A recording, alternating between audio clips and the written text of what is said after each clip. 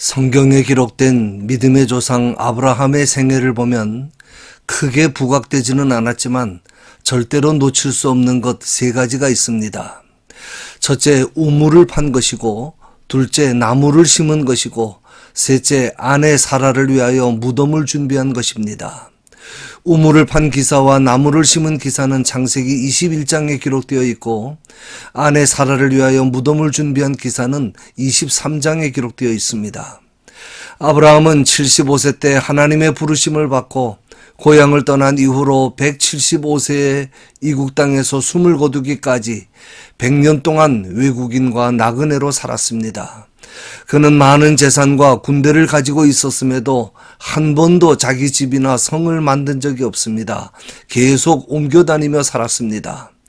그런 광야 생활에서 잠시 머물다가 곧 떠날 사람이 우물을 파고 나무를 심고 무덤을 준비한다는 것은 자신을 위한 일이라기보다는 그것이 필요한 또 다른 사람들이나 후손들을 위한 일이었습니다. 결국 아브라함이 자신과 가족을 위해 한 일은 아내를 장사할 무덤을 준비한 것뿐입니다. 후에 그 무덤에 아브라함, 이삭, 리브가, 야곱, 레아도 묻힙니다. 아브라함의 생애는 신앙인들에게 빈손으로 나그네 생활을 마치는 훌륭하고 모범적인 모습을 잘 보여주고 있습니다. 오늘 본문에서는 하나님으로부터 재물과 부요와 존귀를 받았으면서도 누리지 못하고 비참한 결말을 맞이하는 불행한 사람에 대해 말씀합니다. 먼저 부귀의 허무함을 말씀합니다. 내가 해 아래에서 한 가지 불행한 일이 있는 것을 보았나니 이는 사람의 마음을 무겁게 하는 것이라. 어떤 사람은 그의 영혼이 바라는 모든 소원에 부족함이 없이 재물과 부여와 존귀를 하나님께 받았으나 하나님께서 그가 그것을 누리도록 허락하지 아니하셨으므로 다른 사람이 누리나니 이것도 헛되어 악한 병이로다.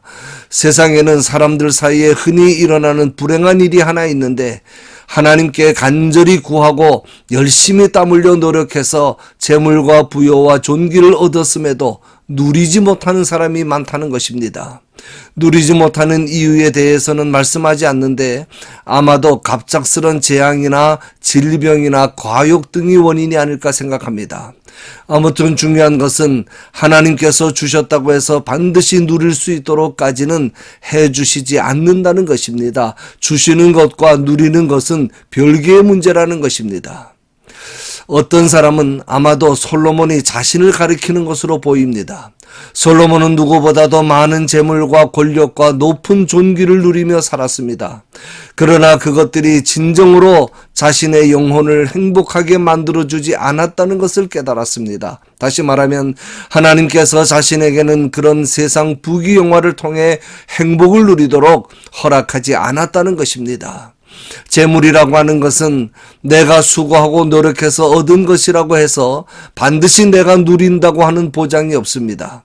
내가 누릴 수 있도록 하나님께서 허락해 주셔야 합니다. 그렇지 않으면 다른 사람이 누린다고 하는 말씀입니다. 여기에 다른 사람이 누린다는 말의 원문의 뜻은 아들이 없다는 뜻입니다.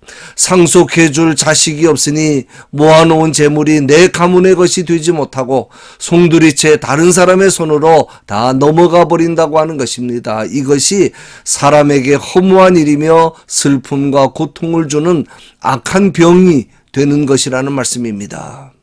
다음은 많은 자녀와 장수의 허무함입니다. 사람이 비록 100명의 자녀를 낳고 또 장수하여 사는 날이 많을지라도 그의 영혼은 그러한 것으로 만족하지 못한다. 그랬습니다. 앞에서는 상속할 아들이 없어서 허무한 인생이라고 했는데 100명의 자녀를 낳고 장수해도 역시 허무한 인생이라고 말씀합니다. 구약시대에는 축복의 상징적인 조건이 세 가지가 있었습니다. 첫째, 자녀가 많은 것. 둘째, 장수하는 것. 셋째, 죽어서 안장되는 것, 매장되는 것. 세 가지입니다. 특히 무슨 이유로든지 화려한 장례식을 하지 못하고 객사를 하거나 전쟁에 나가서 죽거나 시신을 찾지 못하게 죽는 것은 저주받은 것으로 생각했습니다. 그러므로 이 세 가지 축복을 꼭 받아야만 했는데, 그러나 그 모든 축복들을 다 받는다고 해도 그것들이 결국은 사람의 영혼을 행복하게 만들거나 만족을 주지 못하는 허무한 일이라는 것입니다. 어느 정도로 허무합니까? 결국 세상에서 모든 축복을 다 누린 사람도 낙퇴된 자보다 못하다는 것입니다. 세상에서 누리는 부귀영화와 무병장수를 낙퇴된 자와 비교하는 것은 그런 세상의 것들이 얼마나 허무하고 무의미한 것들인가라는 것을 강조하는 말씀입니다. 낙퇴된 자가 어머니의 태중에서 생명이 없어지고, 따라서 생명의 활동도 해보지 못하고 이름도 없이 없어져 버립니다. 본문 말씀대로 헛되이 왔다가 어두운 중에 가버리는 것입니다. 그가 왔다 가는 것은 아무도 눈치채지 못하고 아무도 주목하지 않습니다. 햇빛도 보지 못하고 태중의 어둠으로부터 무덤의 어둠으로 곧장 가버리기 때문에 삶이 무엇인지도 알지 못하고 인생의 희노애락에 대해 전혀 알지 못합니다. 생명을 가졌던 인간 중에 이보다, 이 낙태된 자보다 더 불행한 존재는 없을 것입니다. 그럼에도 불구하고 그렇게 낙태된 자가 100자녀를 낳고 장수하며 산 사람보다 더 평안하다고 말씀합니다. 세상 부귀영화의 허무함을 말씀하는 것입니다. 비록 천년의 갑절을 살면서 세상의 부귀영화를 누린다 해도 영혼의 행복과 만족을 누리지 못하고 사는 것이 인생이라면 낙퇴된 자보다 나은 것이 무엇이며 결국은 다 한 곳으로 돌아가는 것이 아니냐라는 말씀입니다. 어차피 모든 인간은 육체의 죽음과 함께 한 곳으로 돌아가 쉬게 됩니다. 낙태된 자의 운명이 그래도 좀 더 나은 이유는 행복과 만족이 없는 삶을 산 부자들보다 세상서로 인한 수고와 근심과 걱정을 덜하고 좀 더 오래 쉴 수 있기 때문입니다. 다음은 인간 욕망의 허무함입니다. 사람의 수고는 다 자기의 입을 위함이나 그 식욕은 채울 수 없느니라.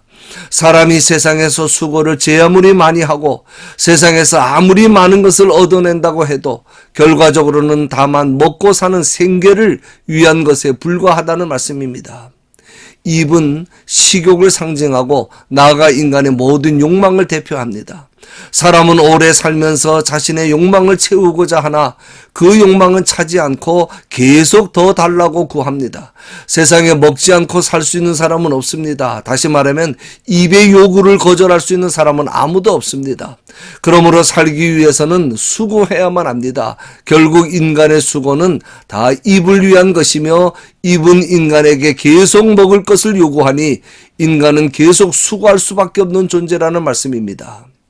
지혜자가 우매자보다 나은 것이 무엇이냐? 그리고 가난하면서도 다른 사람들 앞에서 바르게 행할 줄 아는 자가 유익한 것은 무엇이냐고 말씀합니다. 원문에는 이 말씀 앞 초두에 참으로라는 단어가 있습니다. 지혜자가 우매자보다 더 나은 것은 참으로 없다를 강조하는 말 표현입니다. 우매자도 지혜로운 자보다 더 많은 재산을 소유할 수 있습니다. 지혜자라고 해서 반드시 우매자보다 훌륭한 직업을 가진다는 보장은 없습니다. 우매자도 잘 벌고 잘 먹고 잘 입고 인생을 즐기며 살 수 있습니다. 그러므로 세상 것으로는 지혜자가 우매자보다 나을 것이 없다는 말씀입니다. 그러나 비록 가난하게 산다 할지라도 지혜로운 자가 되면 인생의 참된 가치와 영혼의 위안을 얻을 수 있으며 비록 세상 재물은 많이 가지지 못해도 영혼의 만족을 누리며 행복하게 살 수 있습니다. 그러므로 끊임없이 욕심을 부리며 더 가지려고 애쓰는 것보다 현재 자신이 가진 것으로 만족하는 것이 좋다는 것입니다. 눈으로 보는 것이 마음으로 공상하는 것보다 나으나 이것도 헛되어 바람을 잡는 것이라고 말씀합니다. 마음으로 공상하는 것보다 라는 말은 원문대로 하면 욕망으로 헤매는 것보다 라는 뜻입니다. 좋은 것을 마음에 품고 그것을 가지기 위해 헤매며 수고하는 것보다 현실에 있는 것으로 만족하며 즐기는 것이 더욱 좋은 일이지만 그러나 그것 역시도 헛되어 바람을 잡으려는 것처럼 무의미하고 영혼에 고통만 주는 일이라는 것입니다. 그러므로 중요한 것은 진정한 기쁨은 단순히 음식이나 물질 같은 외형적인 여건에 의해 얻을 수 있는 것이 아니라 창조주 되시며 모든 기쁨과 만유의 근원 되시는 하나님에 의해서만 채워질 수 있는 것입니다. 다음은 마지막으로 인간 삶의 허무함입니다. 이미 있는 것은 무엇이든지 오래전부터 그의 이름이 이미 불린 바 되었으며 사람이 무엇인지도 이미 안 바 되었나니 자기보다 강한 자와는 능히 다툴 수 없느니라. 사람은 자신의 미래에 대해 전혀 알지 못하지만 하나님은 모든 것을 예정하고 예정하신 대로 이끌어 가십니다. 그러니 창조주이신 하나님께서 정해놓으신 일정한 질서와 법칙 안에서 하나님의 주권에 순종하면서 살아야 한다는 말씀입니다. 하나님은 모든 사건과 사람 개개인의 성격이나 내용까지 이미 다 아시고 이름을 정하셨고 인간 개개인의 됨됨이도 하나님은 다 알고 계십니다. 따라서 지음받은 인간이 지으신 창조주 하나님에게 왜 나를 이렇게 지으셨느냐고 불평하며 대항하거나 하나님께서 정해놓으신 것을 자의적으로 변화시키려는 노력을 해서는 안 됩니다. 만약에 그렇게 하고자 한다면 하나님과 다투려는 것이라는 말씀입니다. 그럼에도 불구하고 자신에게 주어진 것보다 욕심에 따라 자신의 의지로 무엇인가를 더 하려는 자들이 있는데 그것이 바로 삶에 아무 유익도 주지 못하는 헛된 일입니다. 그러므로 이 말씀의 요지는 창조주 하나님께서 주시지 않은 것에 대해 불만이나 욕심을 품고 살지 말고 우리 개개인에게 허락하신 것에 감사하면서 기쁘게 누리며 살아야 한다는 것입니다. 우리 각자에 대해 하나님께서 예정하신 것은 변경되지 않습니다. 그러므로 감사하며 즐겁게 순종하며 사는 것이 지혜로운 삶입니다. 그렇게 살아야 하는 이유는 인생 문제에 대해 의문을 가지고 불평하거나 변론을 벌이면 벌일수록 오히려 육적으로나 영적으로 힘들고 허무함만 더해질 뿐 아무 유익이 없기 때문이라는 말씀입니다. 인간이 이 세상에서 아무리 재물을 풍부하게 소유한다고 해도 참된 행복에 점점 가까워지는 것이 아닙니다. 그러므로 땅 위에서의 우리의 삶은 크게 안심할 만한 것도 못 되고 내가 원하는 만큼 오랫동안 계속될 것이라고 믿어서도 안 됩니다. 사람은 현재 일도 분간하지 못하고 미래 일도 예견할 수 없는 무지한 존재이기 때문입니다. 현재 일은 바람을 잡는 것 같이 헛되고 한평생이 그림자와 같이 지나는 허상이라는 것입니다. 결론입니다. 인간 존재와 관련해서 우리는 세 가지 사실을 절대로 잊어서는 안 됩니다. 무지함과 연약함과 제한적이라는 사실입니다. 그러므로 인간이 하나님을 떠나거나 그분을 거역하고는 헛된 삶을 살 수밖에 없습니다. 우리는 한치 앞을 내다보지 못하고 마치 장님이 길을 가는 것처럼 더듬거리며 살고 있습니다. 하나님께만 소망을 두고 사시기 바랍니다.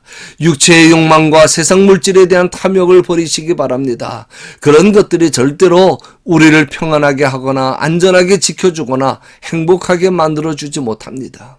그러므로 사는 동안 재물과 부여와 존귀만을 소원하며 살지 말고 주시는 것을 누릴 수 있기를 위해서도 기도하시기 바랍니다. 많이 가지는 것도 중요하지만 가진 것을 누리는 것이 더 중요합니다. 항상 하나님께서 주신 것으로 만족하고 감사하면서 주님과 영원한 나라를 위해 충성하다가 주님 앞에 갈 수 있는 저와 여러분이 다 되시기를 주님의 이름으로 간절히 축원합니다.